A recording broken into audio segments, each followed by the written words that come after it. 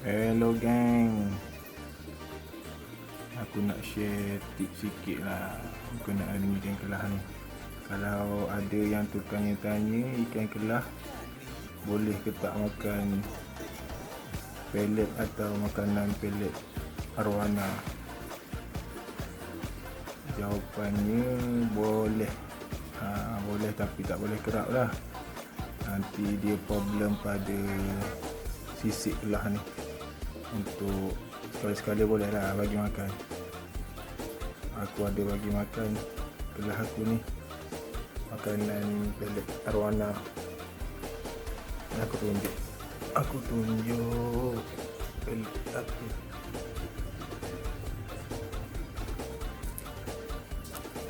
Ni pellet arwana punya.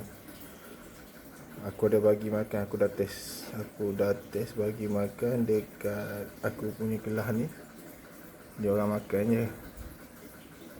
Cuma aku potong kecil-kecil sikit lah makanan pellet arwana tu. Arwana punya pellet dia macam panjang. Dia besar sikit berbanding dengan pellet kelah. Ni kelah punya. Aku bagi kelah aku makan ni je.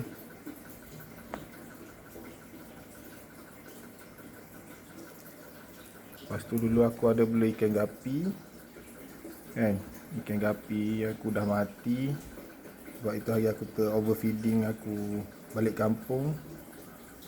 Aku balik kampung 4 hari. Lepas tu aku bagi makan, dia mati. Aku terus bagi makan sebelum aku balik kampung tu, aku bagi makan banyak. Masa tu baru belajar beli ikan kan. So makanan dia ni, makanan gapi ni, makanan ikan gapi ni pun boleh bagi kan. Boleh je bagi untuk kelah makan ni. Kelah aku anak kelah ni dia makan je.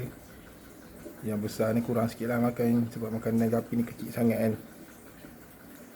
Ok, so itu je lah sedikit perkongsian. Kalau ada yang tanya kelah boleh makan ke tak makanan arwana, jawapan dia boleh. Sebab kelah ni dia omnivore. Dia boleh makan juga makanan yang kelah, makanan arwana punya. Cuma jangan terlalu kerap lah bagi. Okey, itu saja. Aku saja nak share tips. Mungkin ramai dah yang tahu, tapi takut ada yang tertanya ke tercari jawapan dia boleh.